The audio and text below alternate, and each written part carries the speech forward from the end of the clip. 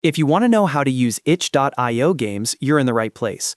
In this video, I'll walk you through the whole process step by step, so you can open itch.io, log in, download a game, install it if needed, launch it, and then manage it properly from your library.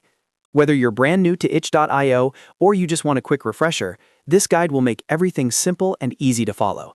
And if this tutorial helps you out, make sure to hit the like button and subscribe for more easy software and gaming guides. Let's jump in. First, open the itch.io app or go to itch.io in your browser, depending on how you prefer to use it.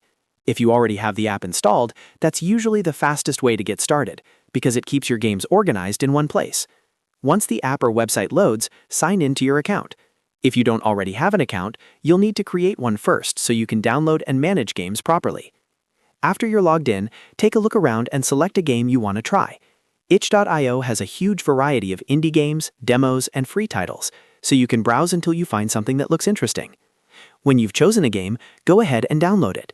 Depending on the game, you may see a download button right away, or you may need to choose the version that matches your device. Once the download starts, wait for it to finish completely. After that, if the game isn't already installed, click Install. This step is important because some games need to be installed before you can launch them, while others may run directly from the file you downloaded.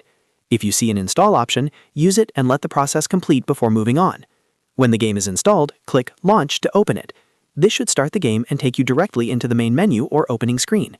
From there, use the in-game controls to play. Most games will show controls in the menu, settings, or tutorial screen, so if you're not sure what buttons do what, take a moment to check those instructions before jumping in. As you play, you can usually adjust settings like volume, screen size, or controls from inside the game if needed. That can be really helpful if you want a smoother experience or if the default settings don't feel right. And if you ever want to switch games, you can exit the game and go back to your library in the itch.io app or website.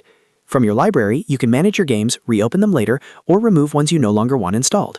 This makes it easy to keep everything organized, especially if you download a lot of different indie games over time. So that's how to use itch.io games from start to finish. You open the app or website, log in, choose a game, download it, install it if necessary, launch it, and then use the in-game controls to play. Finally, you can exit and manage everything from your library whenever you want. If this video helped you, please give it a like and subscribe for more tutorials just like this. Thanks for watching, and I'll see you in the next one.